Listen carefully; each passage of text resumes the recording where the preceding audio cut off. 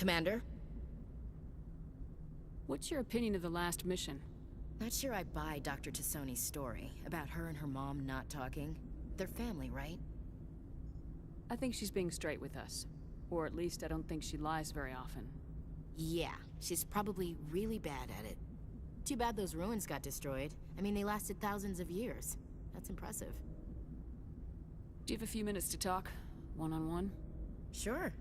I was just watching some mail from home. Oh, before I go, we saw Caden in a news vid about the Normandy. He's cute. Later, sis. Let's pretend this never happened. Are you interested in the Lieutenant, Chief? No, ma'am. And anyway, Scuttlebutt says he's already sweet on someone. What's up? You didn't come by to eavesdrop on family mail. Your family seems to be important to you. Yeah, we've always been close. Me and my sisters especially. With Dad on duty so much, I had to help Mom raise them. Did your father serve with the fleet? Yeah, took any crap posting he could get that offered space time. You know what? He worked his ass off trying to get recognized, but he never made it above serviceman 3rd class. He was real proud when I made Chief. First thing he did was salute. What about your mother? You haven't mentioned her. You must know what military wives are like. Strong because they have to be, able to raise kids while Dad's away on a 6-month cruise. She has a degree in planetary geology. She and Dad both wanted to see new worlds. She gave up her career to raise us, though.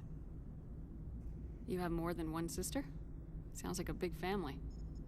Yeah, I'm the oldest, then Abby, then Lynn. Sarah's the youngest. She's still in high school. With 4 girls, Dad used to say he felt more outnumbered at home than on maneuvers.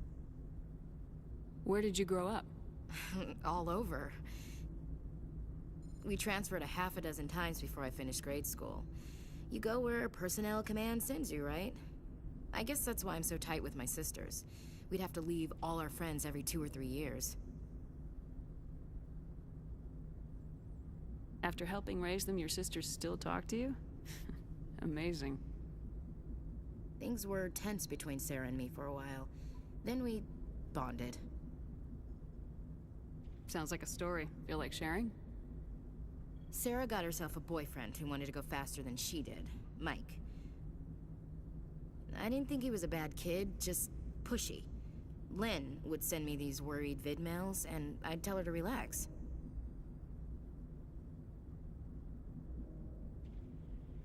Sounds like that situation didn't last. Mike thought they'd go for a romantic walk in the woods, because he figured it was past time they did the deed.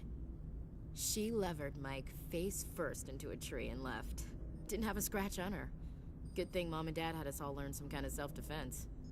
I took emergency leave and walked Sarah to school for a few days. You said all of your sisters learned self-defense? Lynn did pistol practice, but didn't like it. She's kind of nervous. Sarah took Aikido. Abby decided to learn the sword. She always was a little weird. Likes big skirts and tops you have to tie her into. They do great things to her figure, though.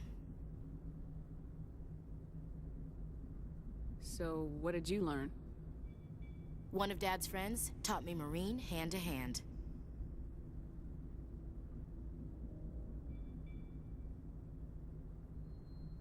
You traveled all the way home to walk your sister to school.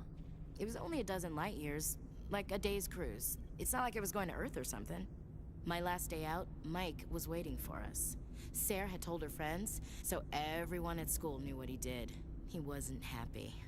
I wanted to snap him in half, but Sarah gave me this look, this let me handle it, I need to do this alone look. She kept her cool, God bless her, as he screamed in her face. She just let him vent. Then he tried to punch her. I swear, she just flowed around him. Next thing I knew, he's face down on the sidewalk, and there's blood everywhere. That's unbelievable. Sarah must be as good as you. Better. I'm more or less a straight-up puncher.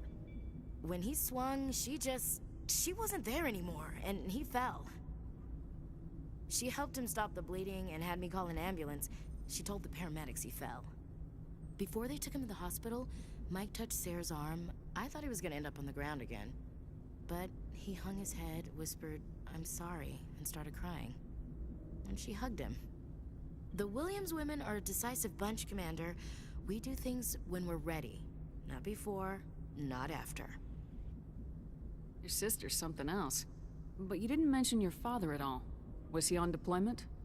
Dad always wanted to serve in space, but he wanted us to have real ground under our feet. He'd say, space is beautiful, but you can't raise a family there. I cannot rest from travel. I will drink life to the lees. All times I have enjoyed greatly, have suffered greatly, both with those that loved me and alone. For always roaming with a hungry heart, much have I seen and known, cities of men and manners, climates, councils, governments. I didn't know you liked classical literature. Ulysses was my dad's favorite poem. Every time he shipped out, he recorded me reading it. He had a dozen versions when he retired. Does he still like it? I sure hope so. I read it to his grave every time I go home. Dad passed on a few years back. He's probably still watching, though. You mean from wherever we go after death? Dead on, Skipper. He's with God now. That's not a problem with you, is it? That I believe in God? Your beliefs are your business. I'm your commanding officer, not your moral compass. I appreciate that, Skipper. I should get back to my duties. Didn't mean to take up so much of your time. Dismissed, Chief. Ma'am? What do you want, Shepard? Why did you become a mercenary? Lots of reasons. Such as? Such as, I needed to get out of our system. I needed to eat. I needed to survive. Why not stay and help your people? I tried to help. That's why I had to leave. What happened? I was betrayed. I was head of a small tribe. We were trying to restore order after the war, but the other tribes were against us. They followed Jared, one of the few warlords who survived the war with the Turians. But he was old, and so were his ideas. He wanted to continue the war. He wanted us to fight. Turians, Solarians, each other. It didn't matter who, as long as we were fighting. What did you want? I just wanted Jared to shut up, to stop his ranting. I wanted him to stop leading the tribes astray. But he couldn't understand how much things had changed. We didn't have the numbers to go to war. Even if we did, the genophage made sure we couldn't replenish our numbers fast enough. I told them all to forget about war. We needed to focus on breeding, at least for one generation. And for a while, we were getting through. Some of the tribes started coming around. I take it the warlord didn't appreciate that. No, he didn't. He arranged a crush with the tribes, a meeting on neutral ground. He wanted to talk. We met at the Hollows, near the graves of our ancestors. The skulls of our dead laid bare to remind us where we come from, and where we all go. It's as sacred as any Krogan place can be. Violence is forbidden. Sounds like a trap to me. You must have suspected as much. I did. But when your father invites you to a crush, well, there are some laws that even we hold sacred. Jared was your father? He was, until that day. We talked, but we didn't get anywhere. When it was clear that I wouldn't join him, he gave the signal. His men leapt from the graves of our ancestors like Krogan undead. The few that were loyal to me died quickly.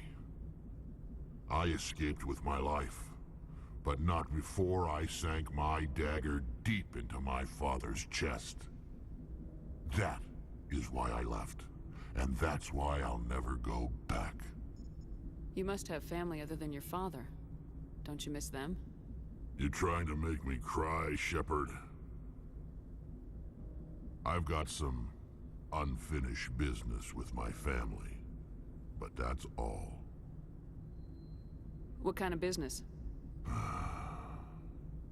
Before I left, I made an oath to my father's father.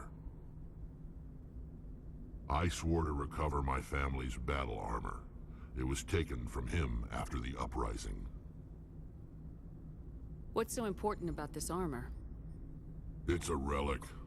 Useless, really. But it was worn by 5 generations of my family before the war. It's rightfully mine. Originally, it was taken by the Turian military. We weren't allowed armor or weapons after the war. Now, it's in the hands of Ton Actus, a Turian scum who collects relics from the war. He's made millions selling Krogan artifacts that were stolen from my people. He's got several bases where he stores his goods, all fortified and guarded. I just don't know which base has my family's armor. Just tell me where to start looking. I'll upload the data to your nav system. But Commander, I want to be there when you find him. So long, Rex. Shepard.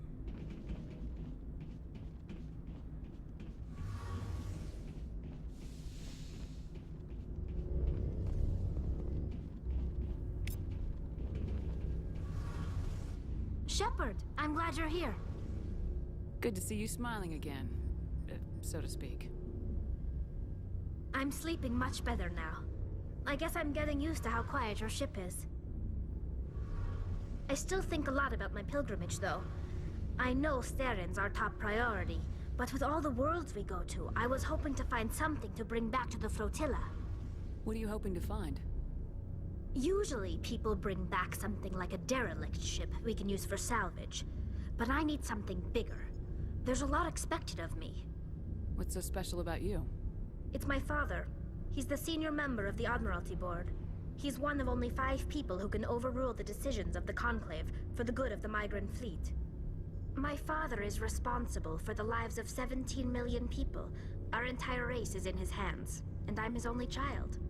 So are you some kind of heir to the Quarian throne or something? No, it doesn't work that way. My father's position isn't hereditary. I'll probably never serve on the Admiralty Board myself. Officially, I'm just the same as any other citizen. But it doesn't work that way in practice. People have always treated me differently because of who my father is. You must get all kinds of special privileges. I probably had it easier than most growing up, but it's not all good. People like my father have enemies, and they're not above using me to get to him. That must be tough on you. My people place a high value on family and ancestry. There's an unspoken expectation that I'll live up to my father's example. Everyone's waiting for me to do something great on my pilgrimage, something that will forever change our lives for the better. If I don't, it's like I failed, and that reflects badly on both me and my father. The work you're doing here is more important than anything any Quarian's ever done before. Yes, I know. But you have to understand Quarian culture. We're a very insular society. The events beyond the flotilla don't much matter to the average citizen. Our greatest dream is that one day, we'll return to our homeworld and drive out the Geth. But even if we stop Saren, that's not going to happen. There's still millions of Geth behind the Veil. Until they're gone, our exile will continue. What would you need to bring back to make everyone happy? Something that would help us better understand the Geth. They've changed significantly since the exile. They've continued to evolve. We've done our best to study them, but it's not easy. They're very reclusive. Until recently, they never went beyond the borders of the Veil. And all the Geth we run into now are under Saren's control. We'd need to find Geth operating on their own, independently. But I don't want this to get in the way of our mission, Shepard. First, we stop Saren. Then I'll worry about my own problems. What was your father like? It wasn't easy growing up as the daughter of one of the Admiralty. Even before he joined the board, he was a prominent figure. People looked to him for leadership. He had to set an example, and he expected the same of his daughter. Plus, he was pretty strict, a military man through and through. He never allowed me to settle for anything less than excellence. As a kid, I sometimes felt like he was pushing me too hard. But now I'm old enough to appreciate what he taught me. The world doesn't owe us anything. If we want something in life, we have to earn it. Sounds like a tough upbringing. You don't resent your father at all? Like I said, it wasn't easy. My father's not the kind of person you bond with, and he wasn't around all that much. Too busy. People counted on him, and he took his duties seriously. Even when he was around, he always seemed a bit distant, like his mind was always somewhere else. Come to think of it, I can't ever remember seeing him smile. Not once. It's like he was always weighed down by all that responsibility. I mean, I know he cares about me, but he never really showed it, not in the usual way. I guess the best thing I can say about my father is that I respect him. Where was your mother in all this? Mother was around, but she always seemed to kind of blend into the background. Almost like she was overshadowed by my father. He tends to do that to people. She passed on about 5 years ago. Some airborne virus that swept through the fleet. Happens sometimes when the filters start to break down. I think my father took it pretty hard. After she was gone, he became even more focused on his work. I think that was his way of dealing with the grief. I want to talk about something else. Like what? I should go. See you later.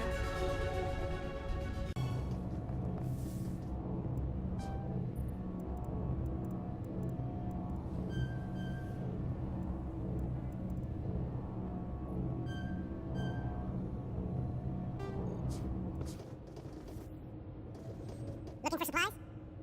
Let's see what you got. You bet, Commander.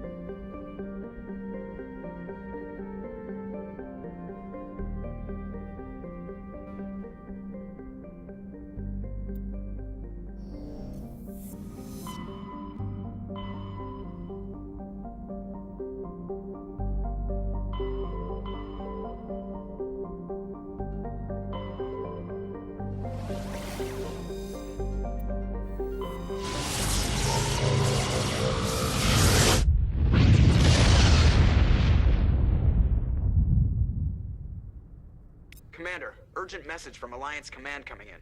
I'll patch it through. Shepard, this is Admiral Hackett from Alliance Command. We've got a situation here, and you're the only one that can handle it.